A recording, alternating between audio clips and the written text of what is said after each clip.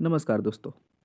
आप सभी लोगों का स्मार्ट लर्निंग यूट्यूब चैनल में हार्दिक स्वागत है। इतिहास की जो ये सीरीज चल रही थी उसमें हम लोग डिस्कस कर रहे थे मुगल अम्पायर। मुगल अम्पायर में हम लोगों ने मुगल अम्पायर के जो संधि विजय और जो अभियान थे, महत्वपूर्ण जो साहित्य थे, महत्वपूर्ण इमारतें थी, उन सब चीज़ों के बारे में डिस्कस किया था। और साथ ही साथ जो मुगल एडमिनिस्ट्रेशन था उसको भी हम लोगों ने डिस्कस कर लिया था। और जो ये इतिहास की जो श्रृंखला है ये विभिन्न एग्जामों के लिए बेनिफिशियल है। वो एग्ज़ाम आप देख सकते हैं, यूपीएससी है, यूपीपीसीएस है, टीजीटी है, यूजीसी नेट है, SSC, UP triple SC, railway and super TET. तो जिन लोगों ने अभी तक हमारे यूट्यूब चैनल को सब्सक्राइब नहीं किया है वो चैनल को सब्सक्राइब कर सकते हैं और साथ ही साथ बेल आइकन को भी प्रेस कर सकते हैं। और हमारे जो इंस्टाग्राम, टेलीग्राम और फेसबुक पेज से भी जुड़ सकते हैं। आइए हम लोग अपने लेक्चर की तरफ आगे बढ़ते हैं और फिर जानते हैं कि मराठा अम्पायर में क्या क्या हुआ था। तो मराठा राज था। जो मराठा राज्य की जो शक्ति का उदय होता है वो होता है कि जब मुगल पीरियड अपने चरमोत्कर्ष पर था, उसी समय क्या था, मराठा जो एम्पायर था वो बन रहा था। तो मराठा शक्ति का जो उदय है वो मेनली माना जाता है कि जो शिवाजी थे उनके नेतृत्व में हुआ था। उससे पहले था मराठा एम्पायर था, लेकिन वो उतना प्रभावशाली क्षेत्र नहीं था जितना शिवाजी के टाइम में आकर हुआ। तो शिवाजी जी के आने से जो मराठा एम्पायर था उसका जो राज्य क्षेत्र था, अधिकार क्षेत्र था, वो भारत के विभिन्न भागों तक फैल गया था। इसीलिए जो इनका संस्थापक माना जाता है मराठा साम्राज्य का, कि मेनली जो वास्तविक संस्थापक में यही माने जाते हैं। तो मेन फैक्ट को डिस्कस करते हुए हम लोग आगे बढ़ते हैं। ये शिवाजी की फोटो है, आप लोग देख सकते हैं। साथ ही साथ जो गुरिल्ला जो युद्ध है उसके जो पथ प्रदर्शक कौन थे, तो वो शिवाजी थे। शिवाजी गुरिल्ला युद्ध करते थे क्योंकि इनकी इतनी बड़ी सेना नहीं थी। जब आपको किसी बड़े साम्राज्य से अगर आपको युद्ध करना होता है तो फिर आपके पास या तो फिर सेना इतनी मजबूत हो कि आप उनसे डायरेक्ट युद्ध कर सके, या फिर आप अपनी स्ट्रेटजी के अनुसार अपना काम निकालिए। तो फिर शिवाजी इन सब में बहुत निपुण थे। वो बेहतर स्ट्रेटजी बना करके गुरिल्ला युद्ध कर करके बड़े साम्राज्य की कमर इन्होंने तोड़ दी थी। इसीलिए ये बहुत फेमस थे इतिहास में। है अगला है कि जो चौथ क्या था। तो चौथ एक प्रकार का टैक्स था। वो किस लिए लिया जाता था, इसके यह है कि जो पड़ोसी राज्य थे उन पर शिवाजी द्वारा लगाया गया जो भूमि कर था वो क्या था, चौथ था। और अभी एक टैक्स और ये लगाएंगे जिसको सरदेशमुखी कहा जाएगा। अभी उसके बारे में भी डिस्कस करेंगे। जो मराठा राज्य का दूसरा संस्थापक किसे कहा जाता है, तो बालाजी विश्वनाथ को कहा जाता है। शिवाजी के प्रशासन में पेशवा का जो पद होता था वो किसके लिए किया होता था, तो वो प्रधानमंत्री का पद होता था। यूरोपीय शक्ति में किसने शिवाजी को तोपें प्रदान की थी, तो यूरोपीय शक्तियों में शिवाजी को जो तोप प्रदान किया था वो अंग्रेजों द्वारा इनको प्रोवाइड कराया गया था। और देन उसके बाद देखते हैं कि शिवाजी ने मुगलों को किस संधि के द्वारा किले हस्तांतरित किए थे। तो ये पुरंदर की जो संधि हुई थी मुगल और शिवाजी के मध्य, तो उनमें क्या हुआ था कि शिवाजी ने अपने जो किले हैं उनको ट्रांसफर कर दिया था मुगलों को। ठीक है। नेक्स्ट है कि शिवाजी का राज्याभिषेक कहाँ हुआ था, तो रायगढ़ के जो किला है उसमें ही इनका किया गया था राज्याभिषेक। किसके शासनकाल में मराठा जो थे प्रमुख जो संभाजी है उनकी हत्या कर दी गई थी। तो वो औरंगजेब के शासनकाल में था कि जो मराठा अंपायर संभाजी थे उनकी हत्या कर दी गई थी। शिवाजी के साम्राज्य की राजधानी कहाँ थी, तो वो रायगढ़ में ही थी।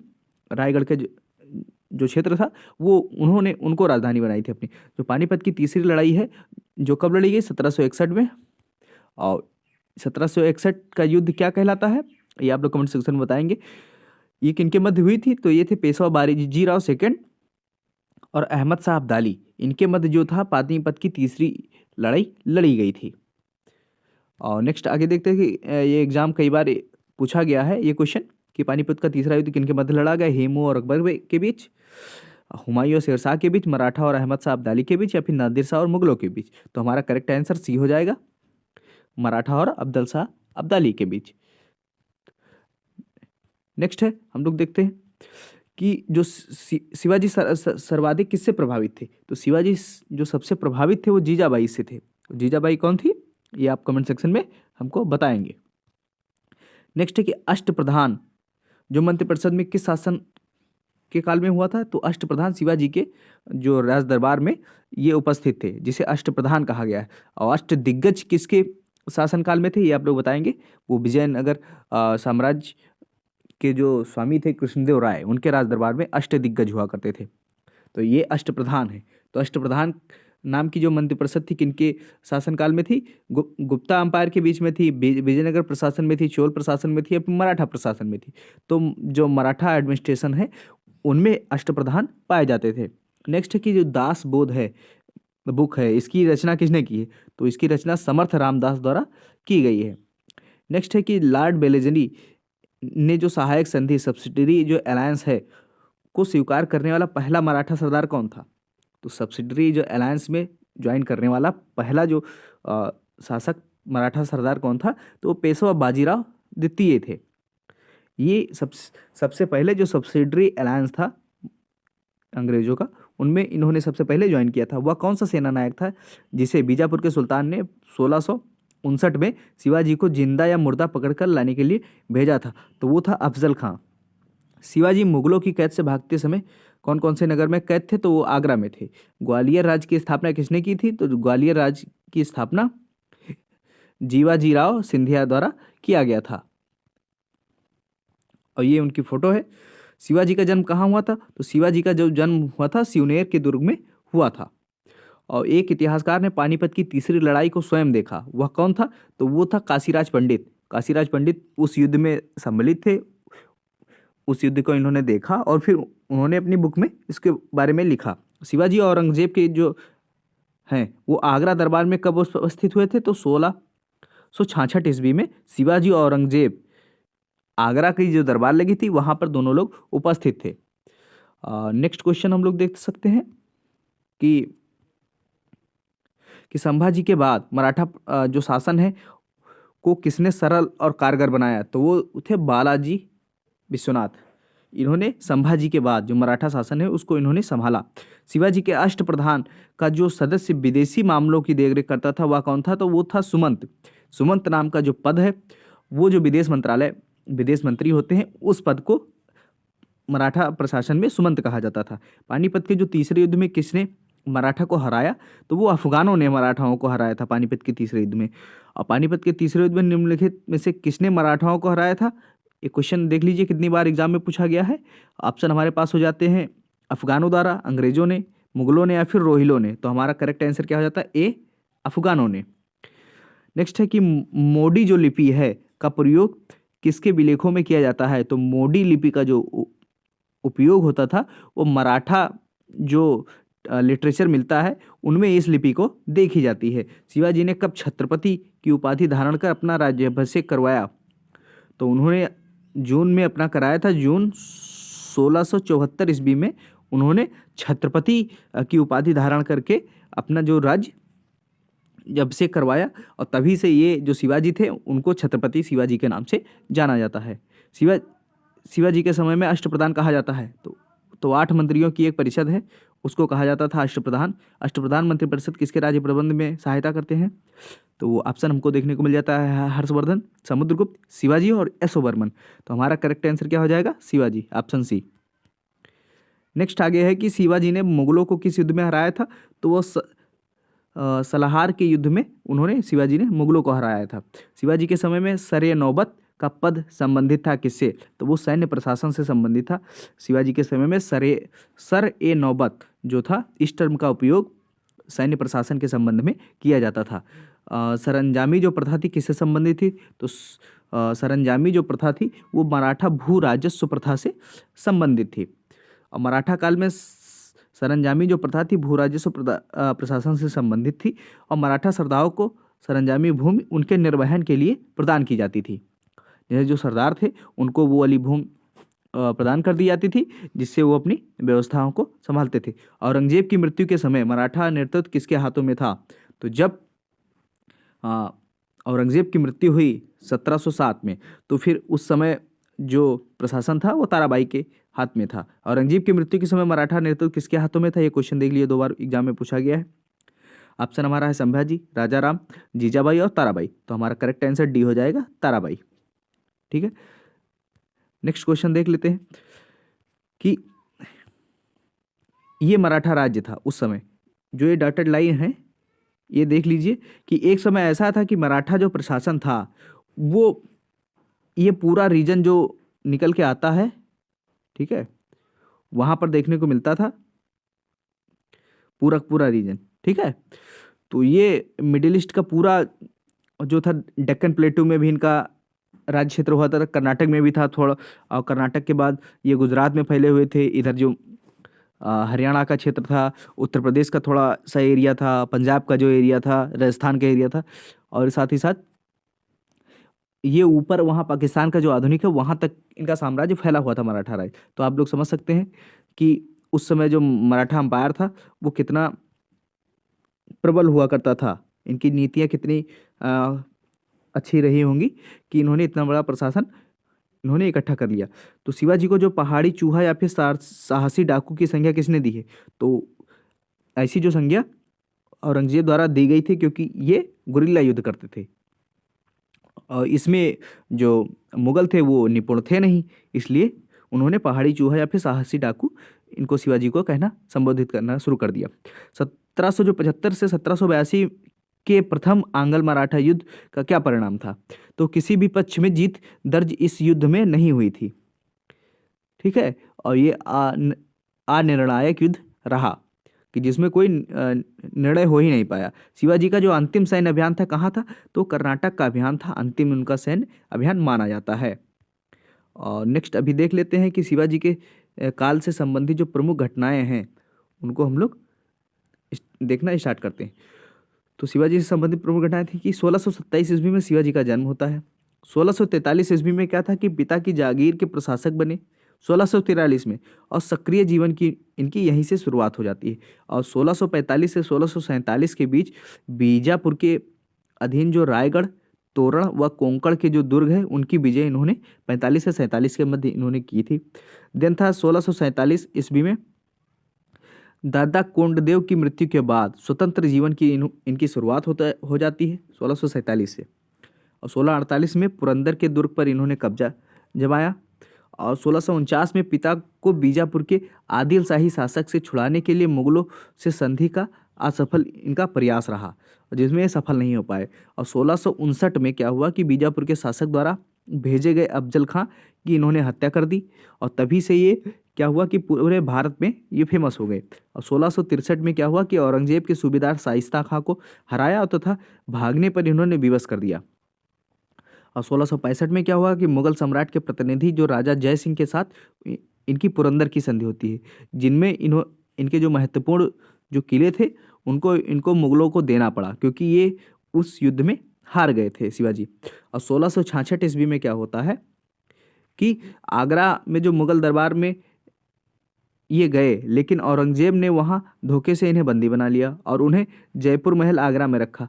कुछ समय के बाद वे अपने पुत्र संभाजी के साथ कारागार से ये भाग निकलते हैं। और 1674 ईस्वी में क्या होता है कि प्रसिद्ध जो पंडित गंगा भट्ट ने शिवाजी का विधिवत राज्याभिषेक कराया और शिवाजी को छत्रपति और हैंदव धर्म योद्धा की उपाधि इनकी धारण होते। और माता जीजाबाई का निधन मुगल सेनापति जो बहादुर खां के शिविर पर आक्रमण और रायगढ़ को राजधानी इनके द्वारा उनको बना दिया गया। और नेक्स्ट क्या हो जाता है कि इनकी जो महत्वपूर्ण घटना है 1680 में इनकी जो 53 वर्ष की आयु में इनका निधन हो जाता है। तो ये शिवाजी के समय की क्या थी कि महत्वपूर्ण घटनाएं थी जिनको हम लोगों ने देखा। अभी आगे डिस्कस करते हैं कि जो इनके राज दरबार में अष्टप्रधान होते थे उनका क्या कार्य था और वो क्या क्या कार्य करते थे। तो पहला पद इनका था कि पेशवा को मुख्य प्रधान भी कहा जाता था, और इनका जो कार्य था वो संपूर्ण राज्य के शासन की देखभाल करना होता था। दूसरे थे मंत्री या फिर वकियानवीस। तो वकियानवीस क्या होते थे? मंत्री होते थे जनरली। और ये इनका जो प्रमुख कार्य था कि राजा की सुरक्षा करना और दैनिक कार्यों को लिखना आदि इनका जो प्रमुख कार्य होता था वकियानवीस का। और नेक्स्ट जो पद है वो सुरुनवीस का था। सुरुनवीस को क्या कहा जाता था? सेक्रेटरी या फिर सचिव कहा जाता था आज के प्रेजेंट टाइम में। उनसे आप तुलना कर सकते हैं। और इनका जो मुख्य कार्य था कि पत्रों की जो भाषा है उनको ठीक करना एवं आय व्यय का देखभाल करना। कहने का मतलब था कि जो सुरुनवीस था इनको फाइनेंशियल जो भी कार्य थे उनको भी दिया जाता था, और साथ ही साथ जो भी पत्र व्यवहार होते थे उनकी भाषाओं को ठीक करना, उनकी ग्रामर को ठीक करना, ये उनका प्रमुख कार्य होता रहता था। और चौथे नंबर का जो अष्टप्रधान थे या फिर तो उनको अमात्य कहा जाता था। तो अमात्य जो होते थे वो मजूमदार मेनली होते थे, और ये राज्य के आय व्यय की देखभाल करना होता था। तो आय व्यय की जो देखभाल वो शुरू नवीस और अमात्य व मजूमदार के द्वारा मेनली मिला करके देखा जाता था। और नेक्स्ट थे सुमंत अथवा दबीर। तो सुमंत अथवा दबीर का जो मेन काम होता था वो विदेश मंत्री का होता था, जो विदेशों से संधियाँ करना, उनसे उनके लिए क्या कि जो राजनीति कूटनीति उनको निर्धारित करना, ये इनका काम रहता था। नेक्स्ट थे सेनापति, जिसे सरे नौबत कहा जाता था। इनका सैन्य प्रशासन से प्रमुख कार्य होता था। नेक्स्ट थे न्यायाधीश, और ये थे न्याय संबंधी कार्यों से संलिप्त होते हुए थे। और अगला थे पंडित राव। पंडित राव को धार्मिक कार्य के लिए जाना जाता था। ठीक है, तो ये महत्वपूर्ण इनके जो अष्ट प्रधान होते थे और उनको क्या क्या कहा जाता था उनके बारे में हम लोगों ने डिस्कस कर लिया। नेक्स्ट हम लोग देख लेते हैं कि मराठाओं की जो प्रमुख संधियां हुई हैं मराठाओं द्वारा, उनको हम लोग डिस्कस कर लेते हैं। तो पहली जो संधि है बहुत ही इंपॉर्टेंट है, जिसको पुरंदर की संधि कहा जाता है। ये 1665 ईस्वी में हुई थी। और ये किन किन के बीच हुई थी? तो मुगल प्रतिनिधि जो जयसिंह थे और एवं शिवाजी के मध्य ये संधि पुरंदर की हुई थी 1665 ईस्वी में। नेक्स्ट जो संधि थी वो सूरत की संधि थी। तो सूरत की संधि 1775 ईस्वी में हुई थी, और ये संधि रघुनाथ राव और अंग्रेजों के बीच हुई थी, जो कि सूरत की संधि थी। 1750 में एक संगोला की संधि होती है, और इनमें बालाजी बाजीराव व छत्रपति राजा राम के बीच संधि होती है। और नेक्स्ट है बड़गांव की संधि। बड़गांव की संधि 1779 ईस्वी में होती है, और ये पेशवा माधवराव नारायण तथा अंग्रेजों के बीच ये संधि होती है। नेक्स्ट है कि सालबाई की जो संधि है उनको देख लेते हैं कि सालबाई की संधि क्या है, 1782 ईस्वी में शुरू होती है। महादजी शिंदे व अंग्रेजों के बीच ये संधि होती है। नेक्स्ट संधि बसीन की संधि है। बसीन की संधि 1802 ईस्वी में होती है, जो बाजीराव द्वितीय और अंग्रेजों के मध्य लड़ी जाती है होती है। और देवगांव की जो संधि है वो 1803 ईस्वी में होती है, और भोसले और अंग्रेजों के बीच ये संधि होती है। नेक्स्ट जो संधि है वो सुरजी अर्जुन गांव की जो संधि है वो है, और ये भी 1803 ईस्वी में होती है, और ये जो है वो दौलत राव सिंधिया और अंग्रेजों के बीच होती है। तो ये एक पैटर्न आप लोग देख रहे होंगे कि अंग्रेजों ने क्या हुआ कि जो मराठा है, मराठाओं से संयुक्त रूप से कभी उन्होंने लड़ाई नहीं लड़ी। जो इनके मेन मंत्री थे और जो भी छोटे छोटे छिटपुट राज्य थे, ठीक, उनसे ये अलग अलग युद्ध करते थे, उनसे अलग अलग संधियां करते थे। इसीलिए क्या था कि मराठा प्रशासन कमजोर पड़ गया और अंग्रेज जीतते चले गए। नेक्स्ट जो संधि है वो राजापुर घाट की संधि है, और ये 1804 ईस्वी में होती है, और ये होलकर और अंग्रेजों के मध्य होती है। पूना की जो संधि है वो 1817 ईस्वी में होती है, और बाजीराव द्वितीय और अंग्रेजों के बीच ये संधि होती है। नेक्स्ट संधि है कि ग्वालियर की संधि, और ग्वालियर की संधि 1817 ईस्वी में होती है, और ये संधि होती है महादजी शिंदे और अंग्रेजों के बीच होती है। कानपुर की संधि 1817 में बाजीराव सेकंड और अंग्रेजों के बीच होती है। मंदसौर की संधि 1818 ईस्वी में होलकर और अंग्रेजों के बीच होती है। तो ये आप देख सकते हैं कि कितनी संधियां मराठा एम्परर द्वारा अंग्रेजों से की गई हैं। तृतीय आंग्ल मराठा युद्ध 1817 और 18 के मध्य लड़ा गया। इसके दौरान सबसे अंतिम संधि कौन सी थी? तो वो कानपुर की संधि थी। किसके शासनकाल में प्रथम आंग्ल मराठा युद्ध हुआ? 1772 से 1782 में।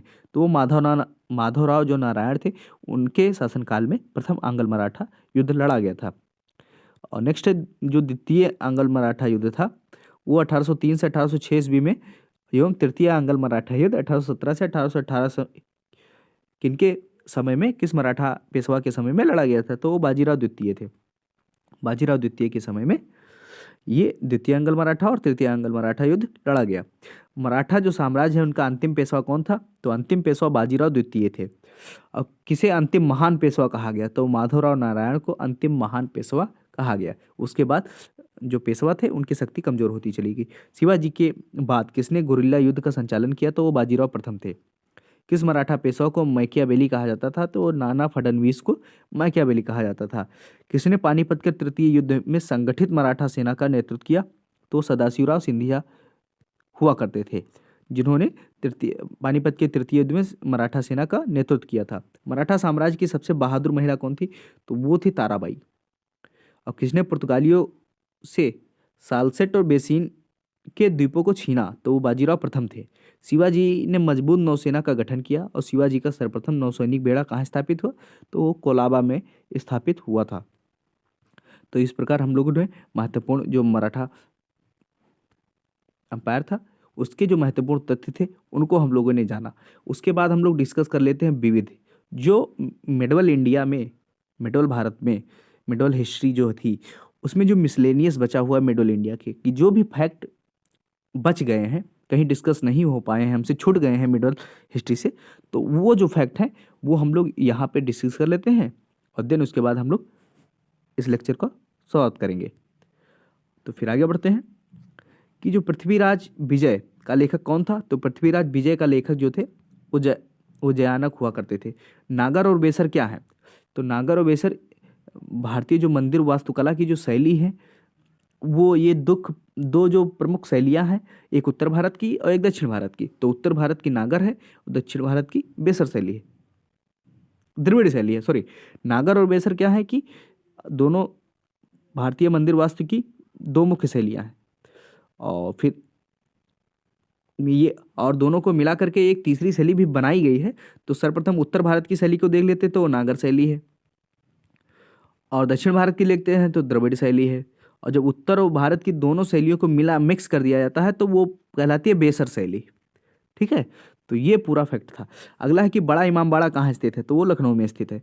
किस राजपूत शासक ने जिस मोहम्मद शाही नामक आंकड़ों का समूह बनाया जिसे लोग खगोल संबंधी आकलन कर सके, तो वो सवाई जयसिंह थे। सवाई जयसिंह ने जंतर मंतर की स्थापना की जिसमें खगोलीय जो गणनाएं हैं उनको हम लोग कर सकते थे। और किसने दिल्ली में खगोलीय वेधशाला जिसे जंतर मंतर के नाम से जानते हैं वो बनवाया है, तो सवाई जयसिंह थे, सवाई जयसिंह द्वितीय थे। देख लेते हैं कि कुछ इमारतें हैं जिनके बारे में हम लोग डिस्कस कर लेते हैं कि उनके निर्माता कौन थे। तो अलाउद्दीन खिलजी थे, उन्होंने अलाई दरवाज़ा दिल्ली में बनवाया था। बुलंद दरवाज़ा फतेहपुर सीकरी जो थी वो अकबर द्वारा बनवाया गया था। मोती मस्जिद जो आगरा वाली थी शाहजहां द्वारा बनवाया गया था। मोती मस्जिद दिल्ली वाली औरंगजेब द्वारा बनवाया गया था। नेक्स्ट आगे बढ़ते हैं कि जो हवा महल कहाँ स्थित है, तो हवा महल जयपुर में स्थित है, आप लोग देख सकते हैं। और ये उसकी फोटो है हवा महल की। आप लोग कभी जयपुर घूमने जाइएगा तो फिर देखिएगा हवा महल। और भास्कर को किस क्षेत्र में अपने योगदान के लिए विशेष रूप से जाना जाता है, तो वो है बीज गणित के लिए। अंकोर वाट की जो मंदिर है वो प्रेजेंट टाइम में कहाँ पड़ती है, तो वो कंबोडिया में पड़ती है। कंबोडिया कहाँ है, तो ये जो साउथ ईस्ट एशियन जो कंट्रीज़ हैं उनमें देखने को मिलता है। इंडोनेशिया में, इंडोनेशिया के आसपास ये देखने को मिलता है। ठीक है, तो वहाँ ये जो अंकोर वाट का मंदिर है ये विष्णु भगवान को समर्पित मंदिर है और ये विश्व की सबसे बड़ी मंदिर है अंकोर वाट। तो अंकोर वाट मंदिर की जो प्रारंभिक अभिकल्पना तथा निर्माण किसके राज्यकाल के दौरान क्यों होता, तो वो राजा थे सूर्यवर्मन सेकंड के समय में ये अंकोर वाट मंदिर को बनाया गया था। और वर्ष 1798 ईस्वी में लॉर्ड बेलेजली द्वारा जो प्रस्तावित सहायक संधि थी, सब्सिडरी अलायंस थी, उसको स्वीकार करने वाला सबसे पहला भारतीय शासक कौन था, तो वो हैदराबाद के निजाम थे। हैदराबाद के निजाम ने सर्वप्रथम इसको अडॉप्ट किया था। ठीक है, सब्सिडरी अलायंस को। और नेक्स्ट है कि जो प्रसिद्ध जो चेतक घोड़ा है वो किससे संबंधित है, तो वो राणा प्रताप से संबंधित है। ये आप चेतक घोड़े को देख सकते हैं और ऊपर महाराणा प्रताप को देख सकते हैं। नेक्स्ट है कि किस कंपनी ने सर्वप्रथम भारत में रेल सेवा को प्रारंभ किया, तो ग्रेट इंडियन पेनिनसुला रेलवे थी जिसका नाम जीआईपी था। GIP, great Indian peninsula railway. तो इसको आप लोग याद रख सकते हैं, कभी पूछ सकता है ये फैक्ट। ब्रिटिश के साथ जो बसीन की संधि हुई थी किस पेशवा ने की थी, तो बाजीराव द्वितीय हुआ करते थे। भारत का जो प्रथम गवर्नर जनरल या फिर वायसराय था तो वो लॉर्ड कैनिंग थे और लॉर्ड कैनिंग की आप फोटो देख सकते हैं। नेक्स्ट है कि तीसरे आंग्ल मैसूर युद्ध को रोकने के लिए टीपू सुल्तान ने अंग्रेजों के साथ कौन सी संधि की थी, तो वो थी श्रीरंगपट्टनम की संधि। और श्रीरंगपट्टनम की संधि कितनी हुई थी, आप लोग 1700, बाकी आगे बता, हम अभी नहीं बताएंगे, आप लोग बताएंगे। ठीक है, 1700। गुरु तेग बहादुर की मृत्यु के लिए जिम्मेदार कौन था, तो वो औरंगजेब थे। किस सिख गुरु की मृत्यु के लिए औरंगजेब जिम्मेदार है, तो वो थे, ऑप्शन हमें मिल जाता है गुरु गोविंद सिंह, गुरु तेग बहादुर, गुरु रामदास और गुरु अंगद देव। तो हमारा करेक्ट आंसर कौन सा हो जाता है, गुरु तेग बहादुर, जिनको औरंगजेब ने फांसी दे दी थी। ठीक है, नेक्स्ट है कि किस सिख गुरु ने फारसी में जफरनामा लिखा है, तो जफरनामा लिखने वाले गुरु गोविंद सिंह जी थे। और गुरु गोविंद सिंह को जो सिखों में 10वें गुरु माना जाता है। ठीक है, अंतिम गुरु। और इसके बाद जो गुरु कहलाता है वो उनकी जो पुस्तक है गुरु ग्रंथ साहिब, उसको माना जाता है। भारत में ब्रिटिश उपनिवेशी शासन का परिणाम नहीं था। तो क्या नहीं था? तो भारत में जो सामंतवाद का जो विनाश है वो ब्रिटिश काल की जो उपनिवेशी नीतियां थी उनका परिणाम नहीं था। किस सिख गुरु ने नानक की जीवनी लिखी है? तो वो गुरु अंगद देव थे। सिखों के सैन्य जो संप्रदाय खालसा पंथ है उसका प्रवर्तन किसने किया है? तो गुरु गोबिंद सिंह ने उसकी स्थापना की। खालसा पंथ के जो संस्थापक गुरु थे वो कौन से थे? हर राय थे, हरकिशन थे, तेग बहादुर या फिर गोविंद सिंह। तो हमारा करेक्ट आंसर क्या हो जाता है? गोविंद सिंह। नेक्स्ट आगे देख लेते हैं कि 1757 ईस्वी में जो सिराजुद्दौला किसके द्वारा पराजित किया गया? तो रॉबर्ट क्लाइव द्वारा किया गया था सिराजुद्दौला 1757 के युद्ध में। और सुगौली की जो संधि 1816 में होती है, किनके मध्य संबंध होती है? तो वो ईस्ट इंडिया कंपनी और नेपाल के मध्य सुगौली की संधि होती है। और ये सुगौली की संधि अभी हाल ही में जो इंडो नेपाल जो विवाद था किसको लेकर के, वो आप लोग बताएंगे किस एरिया को लेकर के विवाद था, तो वहां पे सुगौली की संधि हम लोगों को करंट में देखने को मिली थी, क्योंकि वो था कि भारत और नेपाल की सीमा से संबंधित था। और हड़प नीति जो थी वो डॉक्ट्रिन ऑफ लैप्स के अंतर्गत कौन से भारतीय राज्य कब्जे में किए गए? तो वो झांसी, नागपुर और सतारा जो राज्य थे उनको डॉक्ट्रिन ऑफ लैप्स के अंतर्गत इनको ब्रिटिश जो अंपायर है उसमें मिला लिया गया था। किस राज्य के शासक नवाब वजीर कहलाते थे? तो वो अवध के नवाब होते थे। किसने ग्रामीण जाटों को एक सैनिक शक्ति के रूप में संगठित किया था? तो वो चूड़ामन थे या फिर चूड़ामणि भी देखने को मिलता है। उनके द्वारा जो जाटों को एक सैनिक शक्ति के रूप में इकट्ठा किया गया था। किसे जाटों का अफलातून, प्लेटो ऑफ जैट्स या फिर जाटों का आदरणीय व विद्वान व्यक्ति किसे कहा जाता है? तो सूरजमल को कहा जाता है। ठीक है। भारत पर आक्रमण करने वाले किस ईरानी शासक को ईरान का नेपोलियन कहा जाता है? तो वो नादिर शाह था। भारत के किस गवर्नर जनरल के समय में सिंध का जो विलय था 1843 ईस्वी में अंग्रेजी राज में किया गया? तो लॉर्ड एलन बरो थे। और सिंध विजय का श्रेय किसे दिया जाता है? तो सर चार्ल्स नेपियर को जाया जाता है। और ओडियार कहाँ के शासक थे? तो वो मैसूर रियासत के शासक हुआ करते थे। और जो टीपू सुल्तान की राजधानी क्या थी? तो वो श्रीरंगपट्टनम हुआ करती थी टीपू सुल्तान की राजधानी। और टीपू सुल्तान की मृत्यु 1799 में कहाँ हुई? तो श्रीरंगपट्टनम में हुई थी। और क्लाइव को बंगाल का गवर्नर बनाया गया। कब बनाया गया? 1758 ईस्वी में बनाया गया। भारत का प्रथम गवर्नर जनरल कौन था? तो वो थे विलियम बेंटिक। विलियम बेंटिक को भारत का प्रथम गवर्नर जनरल कहा जाता है। ये आप लोग देख सकते हैं। और नेक्स्ट है कि द्वैत शासन की जो नीति है उसको समाप्त किसने किया था? तो उसको समाप्त करने वाले वारेंग हेस्टिंग थे। अंग्रेजों का सर्वाधिक विरोध किसने किया था? तो मराठाओं ने किया था। प्लासी का युद्ध 1757 ईस्वी में लड़ा गया था।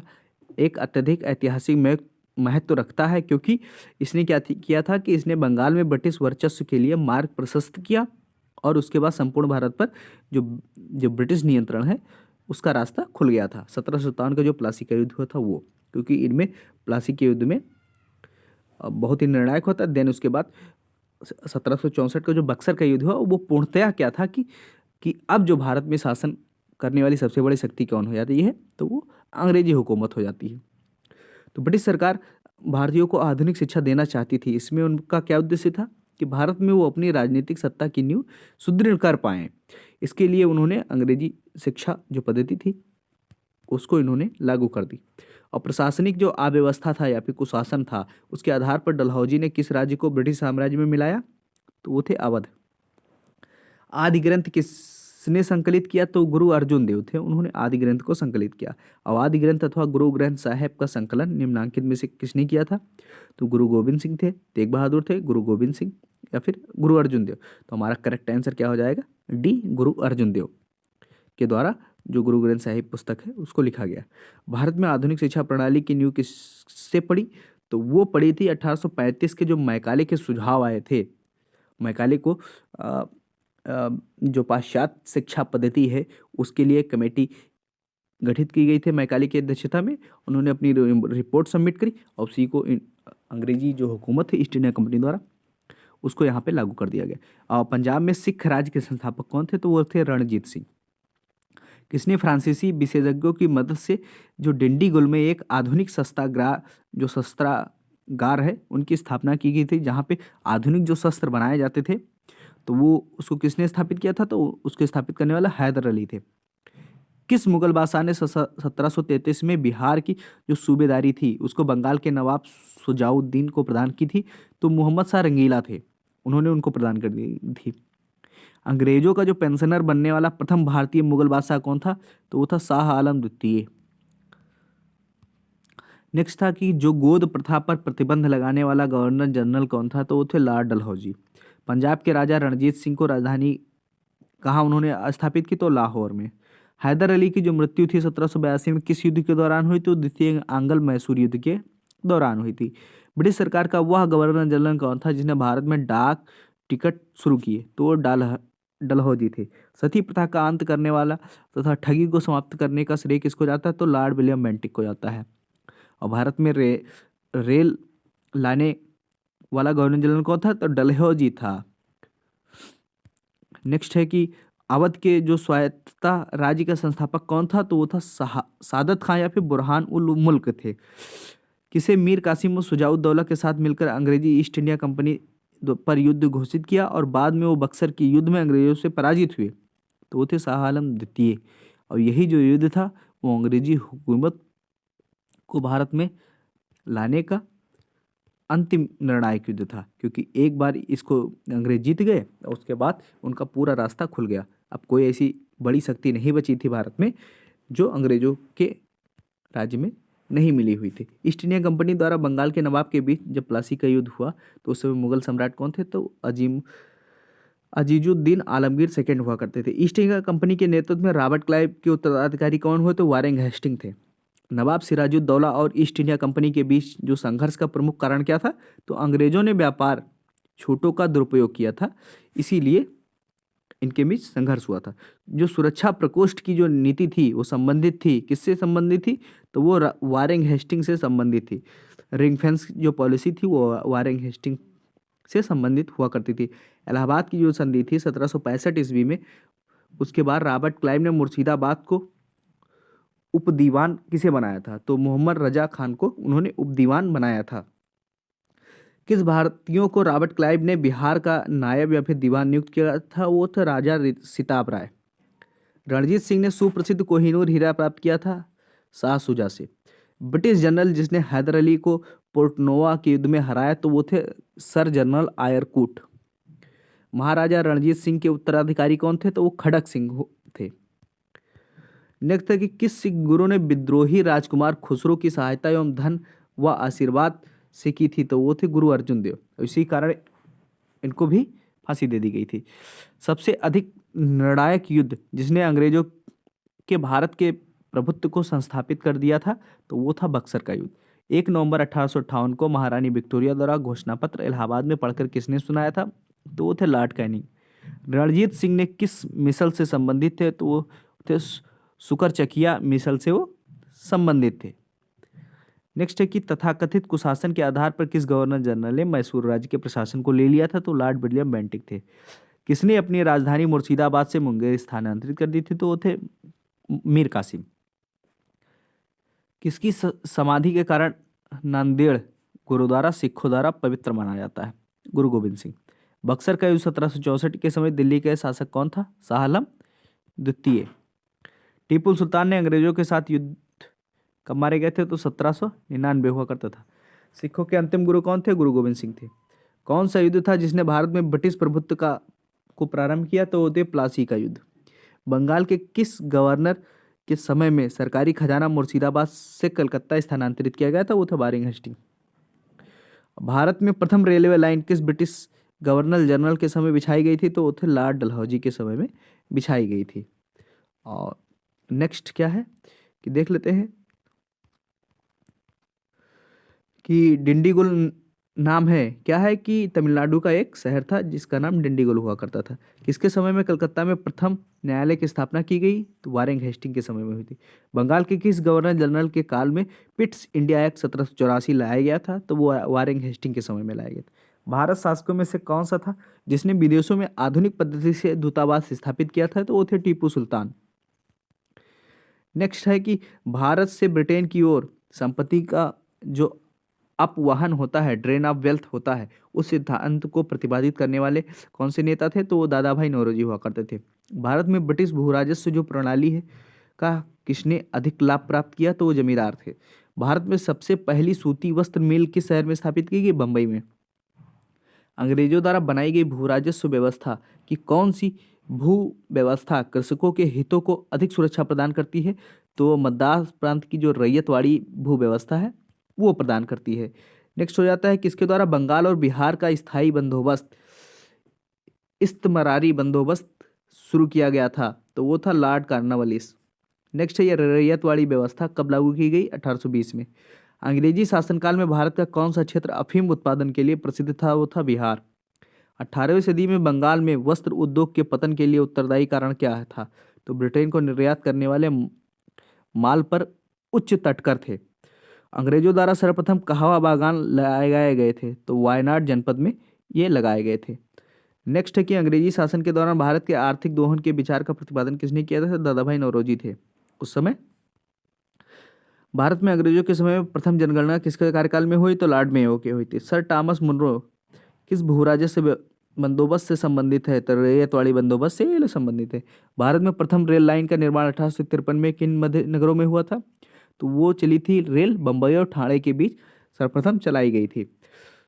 भारत में उपनिवेशी काल में व्हाइटली जो आयोग था जो कि 1829 ईस्वी में आया था, का उद्देश्य क्या था? ये 1929 लिखा हुआ है, ये गलत है। तो उस श्रमिकों की जो मौजूदा परिस्थितियों के प्रतिवेदन पर सिफारिश प्रस्तुत करने के लिए व्हाइटली आयोग बनाया गया था। स्वतंत्रता पूर्व अवधि में ब्रिटिश सरकार द्वारा भारत में आधुनिक शिक्षा के प्रसार का मुख्य उद्देश्य क्या था? तो वो छोटे प्रशासनिक पदों पर नियुक्ति हेतु शिक्षित भारतीयों की आवश्यकता से संबंधित हुआ करता था। और भारत में भारतीयों द्वारा 1881 में स्थापित हुआ तथा उनके प्रबंध में चलने वाला सीमित देयता का प्रथम बैंक कौन था? तो वो अवध कमर्शियल बैंक हुआ करता था। और नेक्स्ट है कि अंग्रेजों द्वारा जो रैयतवाड़ी बंदोबस्त कहाँ लागू किया गया था? तो वो था मद्रास प्रेसिडेंसी और मुंबई प्रेसिडेंसी के बीच लगाया गया था। भारत में उपनिवेशी शासन के संदर्भ में 1883 ईस्वी में पारित जो इल्बर्ट बिल था उसका क्या उद्देश्य था? तो इल्बर्ट बिल का उद्देश्य क्या था कि जहाँ तक अदालतों की दांडिक अधिकारिता का संबंध है वह भारतीय तथा यूरोपीय लोगों को बराबरी पर रोकना था। इसीलिए इल्बर्ट बिल लाया गया था कि अंग्रेज जो भी व्यक्ति हैं उनका केस जो है वो जो इंडियन जज है वो नहीं कर सकता है। तो इससे संबंधित इल्बर्ट बिल लाया गया था। ब्रिटिश शासन के दौरान भारत में उद्योगों का कोई स्वतंत्र विकास नहीं हुआ। इसका कारण क्या था? भारी उद्योगों का अभाव था।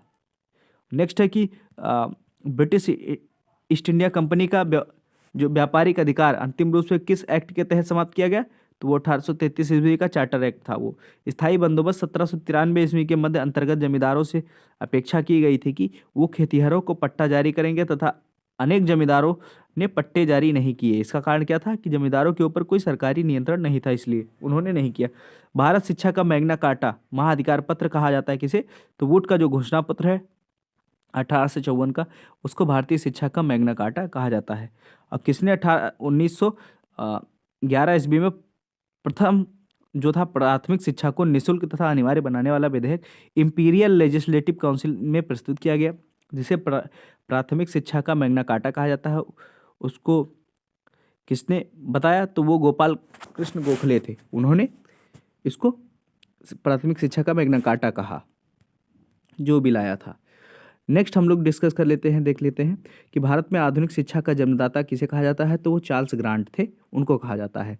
और हिंदू कॉलेज कलकत्ता जो 1817 ईस्वी में स्थापित किया गया था वो डेविड हेयर द्वारा स्थापित किया गया था। पहली आधुनिक जो पटसन मिल थी कहाँ स्थापित की गई? तो जो रिसरा बंगाल है वहाँ पे पटसन मिल स्थापित की गई थी। पहले आधुनिक जो लोहा इस्पात उद्योग की स्थापना कहाँ हुई? तो बिहार में हुई थी। और नेक्स्ट भारत में जो वित्तीय विकेंद्रीकरण का जो शुभारंभ किया गया था वो किसके शासनकाल में होता? तो लॉर्ड मेयो के शासनकाल में होता। रेल विभाग के लिए पृथक रूप से रेलवे बजट कब प्रारंभ हुआ? तो 1925 ईस्वी में प्राप्त हुआ।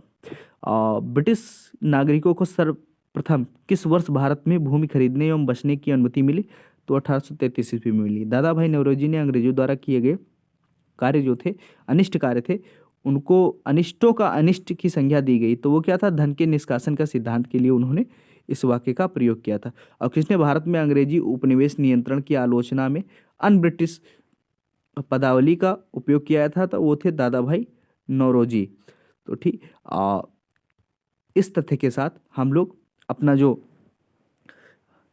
मिडल इंडिया था उसको हम लोग कंप्लीट कर चुके हैं।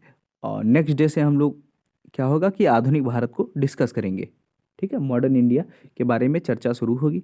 तो हम लोगों ने जो मिडल हिस्ट्री थी उसको कंप्लीट कर लिया। इसके लिए आप लोगों का धन्यवाद। आप लोगों को ये लेक्चर कैसा लग रहा है आप लोग कमेंट सेक्शन में बताइए। और इसी के साथ आज के लेक्चर में बस इतना ही था। धन्यवाद।